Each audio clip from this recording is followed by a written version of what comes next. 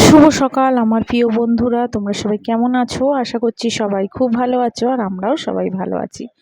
আজ হচ্ছে রবিবার, আর এখন বাজে হচ্ছে সকাল 9টা। তোমাদের সবাইকে সাথে নিয়ে আজকে আরেকটি নতুন ব্লগ আমি স্টার্ট করছি। আশা করছি ব্লগটা তোমাদের ভালো লাগবে। সকালে আজকে একটু দেরিতে উঠেছি। কালকে ভেবে রেখেছিলাম যে কাল তো আর স্কুল নেই আর আন্টিও নেই, তাই একটু দেরিতে উঠবো, তাই কিন্তু 8:30টার পরে উঠেছি। আর দুদিন ধরে সত্যি বলতে একদমই কিন্তু ঘুম ছিল না, কারণ ছেলের তো তোমার শুনেছিলেই যে জ্বর ছিল, তাই একদম ঘুমোতে পারিনি। তাই আজকে একটু তোমার দেরিতেই উঠেছি। আর এখন দেখো গ্যাসটা পরিষ্কার করে এদিকে কিন্তু দেওয়াল ঠেওয়ালগুলিও কিন্তু ভালো করে একটু পুছে নিলাম। এগুলি তো রোজই করি, কিন্তু আজকে একটু ভালো করে পুছলাম। আর এদিকে তোমার গ্যাসের ওপরে যে জানলাটা, ওগুলিও কিন্তু ভালো করে একটু পুছে নিলাম, কারণ রান্নার সব তেলগুলি না ওই জানলার তোমার শিকগুলিতেও কিন্তু চলে যায়, তা সেগুলিকে একটু ভালো করে তোমার একটু পুছে নিলাম। নিয়ে এদিকে দেখো কন্টেনারগুলো কিন্তু নোংরা সেরকম হয়নি, তাও ভাবলাম একটু পরিষ্কার করে রাখি। আর আগে আগে নোংরা হওয়ার আগেই যদি একটু পরিষ্কার করে রাখতে পারি না, তাহলে সত্যি বলতে কি খুব ভালোও লাগে, করতেও ভালো লাগে আর দেখতেও ভালো লাগে। ওদিকের কাজটা শেষ করে চলে এলাম। আবার দেখো সোফাতে তো সমস্ত জামা কাপড় সেই রেখেছে, তা সেগুলি কি করব, আবার দেখো পরিষ্কার করে নিচ্ছি। জানলাটা একটু করে ভালো করে পুছে নিলাম, আর ওদিকে তোমার সোফাটাও ভালো করে পরিষ্কার করে নিলাম। করে ঠোরে এদিকে আবার মিটকেসটা মানে বইয়ের মধ্যে যে মিটকেসটার মধ্যে বই রাখি, সেটাও কিন্তু ভালো করে একটু পরিষ্কার করে নিলাম। ওরা এতক্ষণে সবাই কিন্তু ঘুমোচ্ছে, তাই ভাবলাম এখন যদি এই কাজগুলি করে নেওয়া যায় না বন্ধুরা, তাহলে কি বলো তো, একটু বেলা হলে কি তাহলে সুবিধা হয়। ওদিকে রান্না ঠান্নাগুলি হওয়ার পরে সত্যি বলতে আর তখন ইচ্ছা করে না, তাই সকালের দিকটাই কিন্তু এই কাজগুলি বেশিরভাগই আমি করে নিই।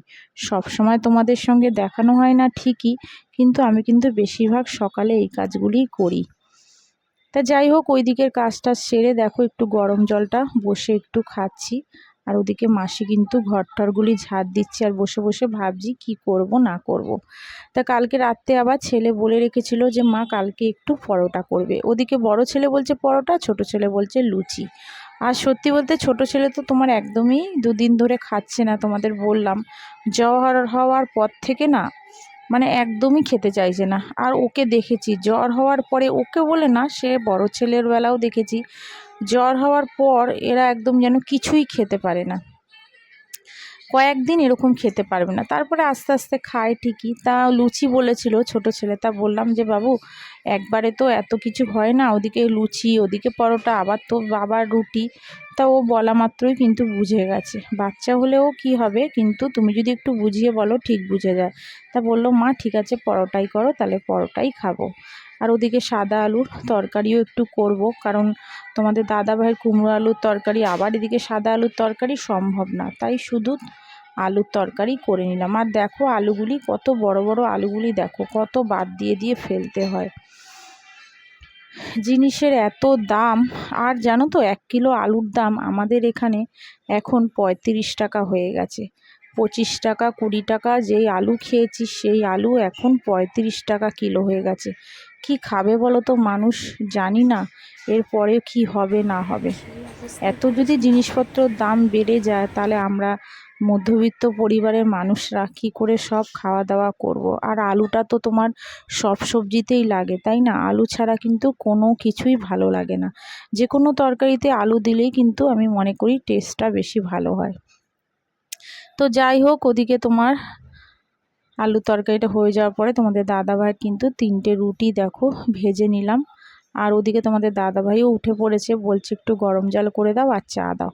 তা সেটাও আবার করে দিচ্ছি। আর পরোটাটা আবার একটু পরে ভেজেছিলাম, কারণ ওদিকে আবার ওকে চা টা করে দিয়ে দেব, তারপরে তো ও তোমার স্নান টান করে তারপরে যাবে বাজারে।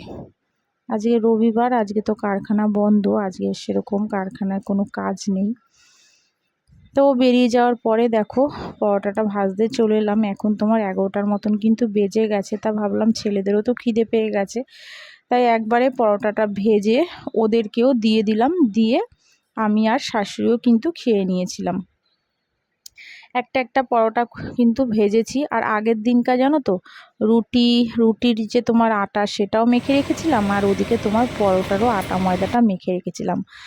পরের দিনের কাজগুলি যদি আগের দিনকা একটু এগিয়ে গিয়ে করে রাখা যায় তাহলে কিন্তু অনেকটাই কাজ কিন্তু এগানো থাকে। আর সকালের দিকটা কি বলো তো, এত তাড়াহুড়া করলে কিন্তু এত কাজ করা যায় না। যদি আগে থেকে কিছুটা বুদ্ধি খাটিয়ে যদি কাজগুলি যদি আগের দিনকা করে রাখা যায় তাহলে কিন্তু পরের দিন অনেকটাই কিন্তু সুবিধা হয়।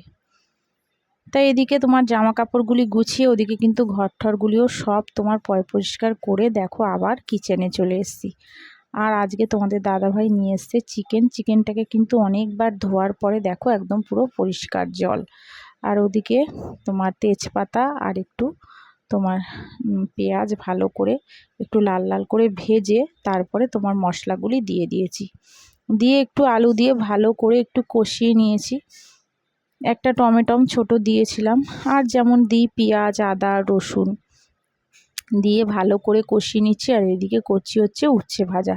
শাশুড়ি বলছিল অনেক দিন ধরেই তার নাকি খুব উচ্ছে ভাজা কড়া করে খেতে ইচ্ছা করছে, তাই একটু বেশি করে তেল দিয়ে দেখো, ছাকা তেল বলবো না কিন্তু কড়াভাবেই কিন্তু হয়েছিল উচ্ছে ভাজাটা, তা সেরকমই করছি। আর এদিকে একটুখানি দেখো দিয়ে দিলাম হচ্ছে হলুদ, শুকনো লঙ্কার গুঁড়ো, আর হচ্ছে তোমার নুন আর লঙ্কা, হলুদ দিয়েছিলাম, দিয়ে ভালো করে দেখো এটা কষিয়ে নিলাম। কষিয়ে নিয়ে দেখো পুরো একদম উচ্ছেটা দেখো পুরো করকরে হয়ে গেছে।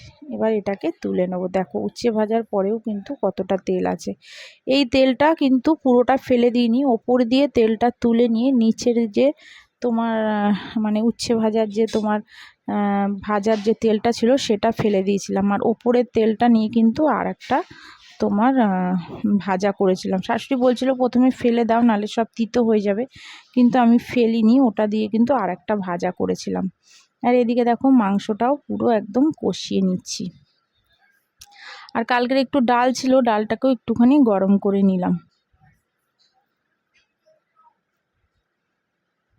দেখো এই ভাজাটার মধ্যেই করলাম, যে ভাজাটার কথা বলছিলাম, উচ্ছের একটু তেল ছিল আর একটু তেল দিয়ে একটু বিনস গাজর আর দেখো কি দিয়েছি একটু বাদাম।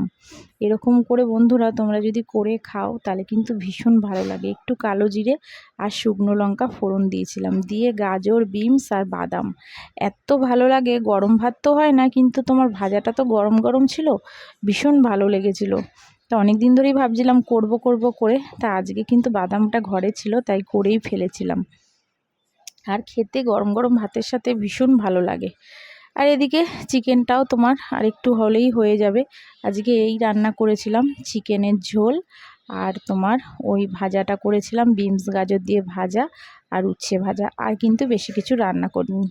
আর এদিকে আটাটাও দেখো শেষ হয়ে গেছিলো। তোমাদের দাদাভাই আবার 5 কিলো আটার প্যাকেট নিয়ে চলে আসে, যখনই বলি আনতে তখনই 5 কিলোর আটা নিয়ে আসবে। এদিকে রাখার দেখো জায়গার অসুবিধা, যেইটুখানি আটা রাখার সেইটুখানি রেখে এটা কিন্তু আবার ভালো করে মুড়ে মারে তোমার একটু গার্ডার দিয়ে রেখে দিয়েছিলাম। আর ওদিকে ডিমটাও শেষ হয়ে গেছিলো, ডিমটাও নিয়ে এসছে, তা ডিমগুলিও কিন্তু তুলে সাজিয়ে রেখে দিয়েছিলাম।